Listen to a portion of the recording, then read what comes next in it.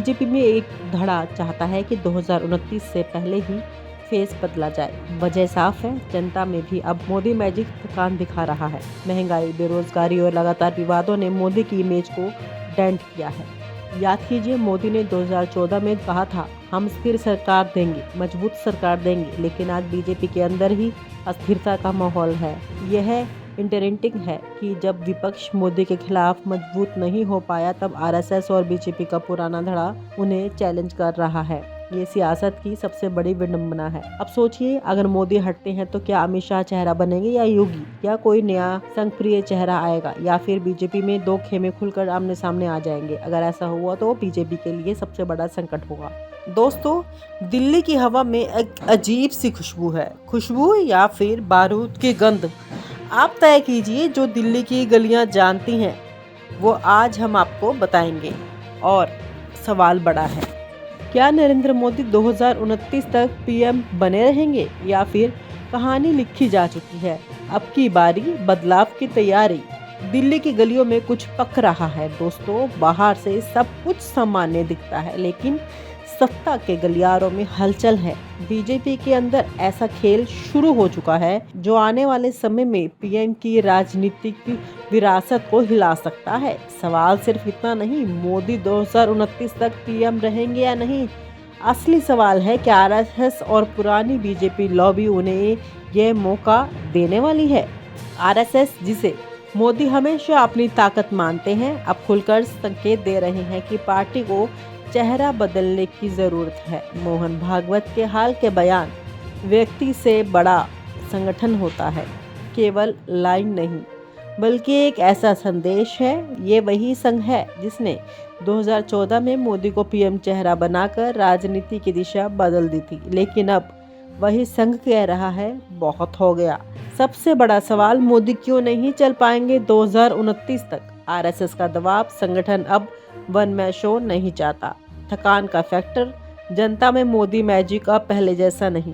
Party के अंदरूनी असंतोष, मंत्री, सीएम, पुराने नेता सब बदलाव चाहते हैं। योगी फैक्टर, उत्तर प्रदेश का किला और योगी का बढ़ता कद। अंतर्राष्ट्रीय दबाव, भारत को नई इमेज चाहिए और वह एक ही चेहरे से नहीं मिलेगी। दिल्ली में पुराने बीजेपी नेताओं की एक लॉबी फिर से सक्रिय हो रही है। ये वही लोग हैं जो अटल अडवाणी के जमाने में पार्टी का चेहरा हुआ करते थे। मोदी शाह युग में इनकी कोई औकात नहीं रही, लेकिन अब यह लॉबी जोर शोर से बैठकों में लगी है। नाम मत पूछिए, लेकिन संजय जोशी का नाम फिर से फुसफुसाहट में आ रहा है। आरएसएस का पुराना चहेता, जिसे मोदी ने सालों पहले साइडलाइन कर दिया था, अब उनके लिए रास्ते बनाए जा रहे हैं। और हाँ, इस खेल का सबसे बड़ा चेहरा कौन है? योगी आदित्यनाथ। हाँ, वही यूपी के महाराज जी। मोदी शाह के लिए योगी अब एक चैलेंज है। योगी का कद इतना बड़ा हो गया है कि दिल्ली में कई लोग डर गए हैं। शाह और योगी के बीच सनातनी कोई नई बात नहीं है। कई बार शाह ने योगी को पार्टी लाइन में लाने की कोशिश की, लेकिन हर बार योगी का जवाब, दिल्ली अपनी जगह, यूपी मेरी जगह। अब सवाल उठता है, मंत्रियों का क्या? बीजेपी के कई सीनियर नेता मोदी मॉडल से थक चुके हैं। मोदी का केंद्रीकृत पावर सिस्टम ने कई लोगों को पॉलिटिकली बेरोजगार कर दिया है।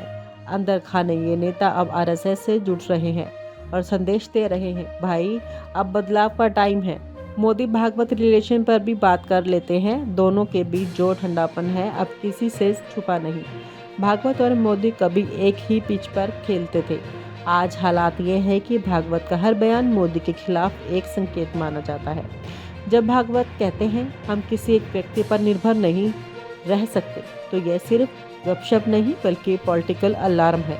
दिल्ली के गलियारों में अब ये चर्चा तेज है कि मोदी खुद रास्ता साफ करेंगे या उन्हें बाहर का रास्ता दिखाया जाएगा। बीजेपी में एक धड़ा चाहता है कि 2029 से पहले ही फेस बदला जाए। वजह साफ है, जनता में भी अब मोदी मैजिक थकान दिखा रहा है। महंगाई, बेरोजगारी और लगातार विवादों ने मोदी की इमेज को डेंट किया है। याद कीजिए, मोदी ने 2014 में कहा था, हम स्थिर सरकार देंगे, मजबूत सरकार देंगे, लेकिन आज बीजेपी के अंदर ही अस्थिरता का माहौल है। यह इंटरेस्टिंग है कि जब विपक्ष मोदी के खिलाफ मजबूत नहीं हो पाया, तब आरएसएस और बीजेपी का पुराना धड़ा उन्हें चैलेंज कर रहा है। ये सियासत की सबसे बड़ी विडंबना है। अब सोचिए, अगर मोदी हटते हैं तो क्या अमित शाह चेहरा बनेंगे या योगी, या कोई नया संघप्रिय चेहरा आएगा, या फिर बीजेपी में दो खेमे खुलकर आमने सामने आ जाएंगे। अगर ऐसा हुआ तो बीजेपी के लिए सबसे बड़ा संकट होगा। ये लड़ाई सिर्फ पावर की नहीं बल्कि भविष्य की दिशा तय करने वाली है। दोस्तों, आने वाले समय में बहुत कुछ बदलने वाला है। आरएसएस अपने हिसाब से चाल चल रहा है, मोदी अपनी गोटी बजाने में लगे हैं, योगी अपनी ताकत बढ़ा रहे हैं, पुराने नेता वापसी की तैयारी करने हैं। तो क्या 2029 तक नरेंद्र मोदी प्रधानमंत्री बने रहेंगे या फिर इतिहास पलटेगा? दिल्ली की हवा बता रही है कुछ बड़ा होने वाला है। देखते रहिए, ये कहानी अभी खत्म नहीं हुई। नमस्कार दोस्तों, आज हम बात करेंगे भारतीय राजनीति के उस बड़े सस्पेंस पर जिसने दिल्ली से लेकर नागपुर तक हलचल मचा रखी है। बीजेपी अध्यक्ष पद की घोषणा को लेकर पिछले कई महीनों से जो खींचतान चल रही है वह अब खुलकर सामने आने लगी है। सवाल ये नहीं है कि नया अध्यक्ष कौन होगा, सवाल ये है कि आखिर इतना लंबा इंतजार क्यों बीजेपी बार बार नाम की घोषणा टाल रही है। और सबसे बड़ा सवाल, क्या ये देरी सिर्फ एक नाम की वजह से है? जी हाँ, उस नाम का जिस पर आरएसएस अड़ी हुई है और जिसे मोदी शाह की जोड़ी आज भी स्वीकारने को तैयार नहीं। वो नाम है संजय जोशी। महीनों से लटका फैसला। बीजेपी के लिए ये कोई असाधारण समय नहीं है। लोकसभा चुनाव के बाद से पार्टी में बड़े बदलाव की बातें हो रही थी। जेपी नड्डा का कार्यकाल खत्म हुआ, फिर उसका एक्सटेंशन हुआ, फिर कहा गया कि नया अध्यक्ष जल्द आएगा। लेकिन महीने बीत गए और हर बार कोई ना कोई बहाना। कभी कहा गया कि राज्य चुनावों की वजह से रोकना पड़ा, कभी किसी अन्य वजह से। लेकिन अंदर ही अंदर कहानी कुछ और है। पार्टी सूत्रों के मुताबिक यह देरी किसी कैलेंडर की मजबूरी नहीं, यह है आरएसएस और बीजेपी की अंदरूनी खींचतान। आरएसएस का स्पष्ट संदेश है, संगठन में संतुलन चाहिए और वह संतुलन तभी आएगा जब मोदी शाह के बढ़ते वर्चस्व के बीच आरएसएस के पसंद के चेहरे को जगह मिले। और इस बार आरएसएस का जो नाम सामने है वह है संजय जोशी। संजय जोशी, इंतजार और उम्मीद का सफर। संजय जोशी, यह नाम कोई नया नहीं है। एक समय बीजेपी के संगठन का सबसे मजबूत चेहरा, गुजरात में नरेंद्र मोदी के साथ मिलकर पार्टी की जड़ें जमाने वाला शख्स। लेकिन आज वही संजय जोशी एक कोने में चुपचाप इंतजार कर रहे हैं, महीनों से, सालों से, इस उम्मीद में कि आरएसएस का भरोसा, उनके पुराने रिश्ते और उनकी संगठनात्मक ताकत उन्हें फिर से राजनीति में सक्रिय कर देगी। आरएसएस भी इस बार पूरी तरह उनके पीछे खड़ी है। मोहन भागवत से लेकर संघ के कई सीनियर नेता ये मानते हैं कि पार्टी को एक बार फिर संगठनात्मक संतुलन देने का समय आया है और इसके लिए संजय जोशी से बेहतर कोई नाम नहीं। मोदी शाह की असहमति, टकराव की जड़।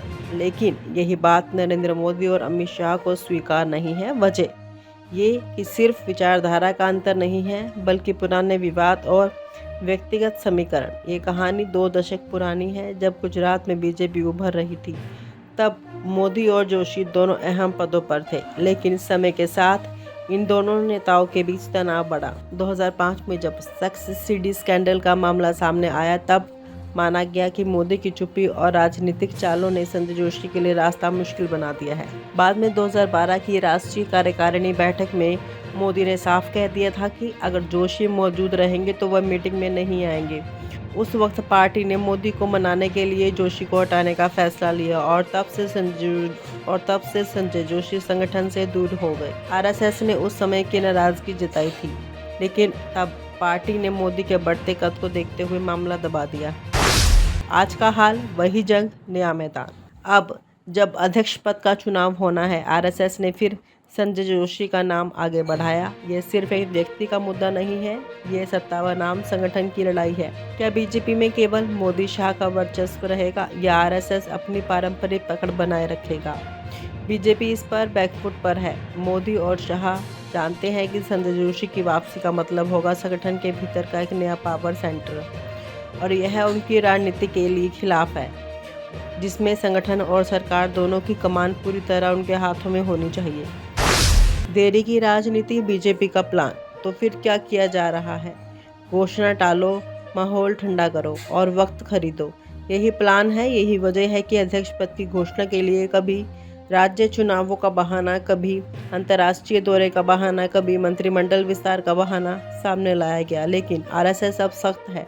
सूत्र बताते हैं कि संघ ने यह साफ कर दिया है कि इस बार उनकी राय को नज़रअंदाज नहीं किया जाएगा। संगठन में संतुलन लाओ या फिर टकराव झेलो। तो अब क्या होगा? क्या मोदी शाह अतः आरएसएस के दबावों में झुकेंगे? क्या संजय जोशी की वापसी होगी या कोई नया नाम देकर संघ को मनाने की कोशिश होगी? या ये खींचतान बीजेपी आरएसएस के रिश्तों में अब वक्त का सबसे बड़ा संकट पैदा कर देगी?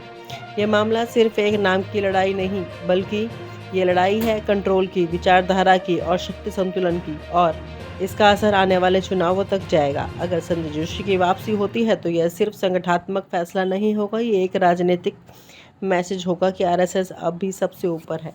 और आप हमसे जुड़े रहने के लिए सब्सक्राइब करें YouTube पर, फॉलो करें Twitter पर और लाइक करें Facebook पर। और ज्यादा जानकारी के लिए आपको टाइप करना होगा सिर्फ न्यूज़ नशा।